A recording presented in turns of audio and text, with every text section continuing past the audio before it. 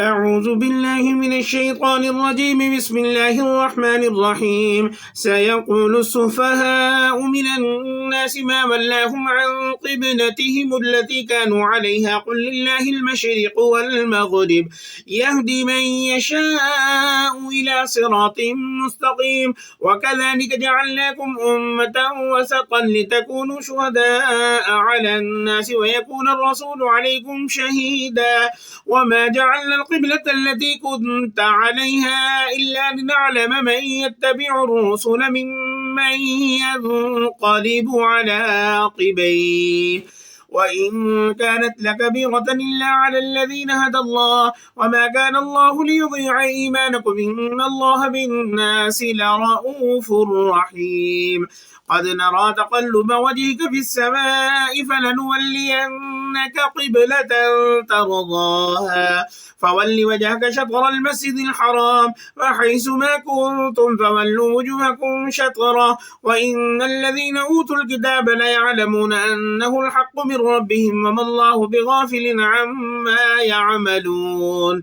ولئن أتيت الذين أوتوا الكتاب بكل آية ما تبعوا قبلتك وما أنت بتابع قبلتهم وما بعضهم بتابع قبلة بعض ولئن اتبعت أهواءهم من بعد ما جاءك من العلم إنك إذا لمن الظالمين. الذين آتيناهم الكتاب يعرفونه كما يعرفون أبناءهم وإن فريقا منهم ليكتمون الحق وهم يعلمون.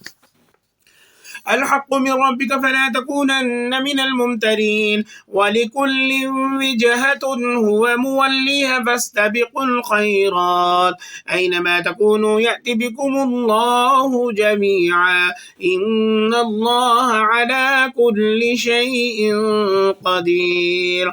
ومن حيث خرجت فول وجهك شطر المسجد الحرام وإنه للحق من ربك وما الله بغافل عما تعملون.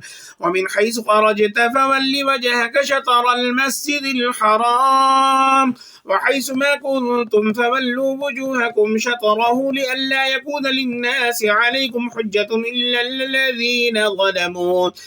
الذين ظلموا منهم فلا تخشوهم واخشوني ولأتم نعمتي عليكم ولعلكم تهتدون. كما أرسلنا فيكم رسولا منكم يتلو عليكم آياتنا ويزكيكم ويعلمكم الكتاب والحكمة ويعلمكم ما لم تكونوا تعلمون.